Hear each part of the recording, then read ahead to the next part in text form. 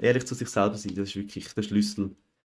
Wenn man sich belügt, hat man keine Wachstumsmöglichkeit in dem Moment, wo man sich belügt. Und ja, es ist halt auch ein Selbstschutz, sich belügen. Gell? Sind viele Menschen haben das Gefühl, sie sind ehrlich zu sich und der Selbstschutz belügt halt gleich irgendwie, je nachdem.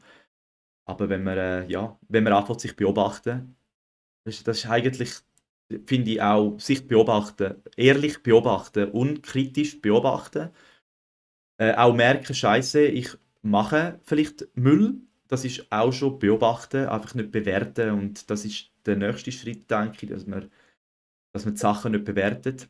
Aber wenn man vielleicht aktuell nicht, wenn man irgendwann an den Punkt kommt, wo man merkt, Scheiße, ich mache vielleicht wirklich vieles, ich mache vielleicht auch Sachen, wo andere verletzt oder hat das jahrelang gemacht, dass man dann sich selber nicht verurteilt, sondern seine Stärke anerkennt, dass man jetzt die Kraft und den Mut hat, anzuschauen und es nicht mehr so zu machen und ehrlich mit sich sein. Und es bringt gar nichts, wenn ein Mensch anfängt, ehrlich sein oder ehrlich ist und sich selber nachher zur Sau macht.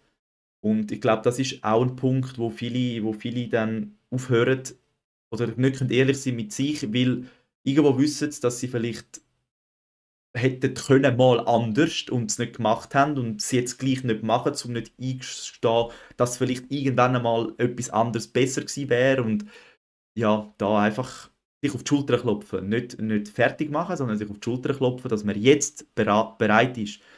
Und wirklich sich selber verurteilen ist genauso schlecht wie andere verurteilen. Genau. Und auch da glaube ich wieder, wenn man aufhört, andere verurteilen, hört man auch automatisch auf sich selber verurteilen und umgekehrt. Darum eben, es ist mal Selbstliebe kultivieren, mehr mit sich selber. Ja, einfach mal nett sein mit sich selber.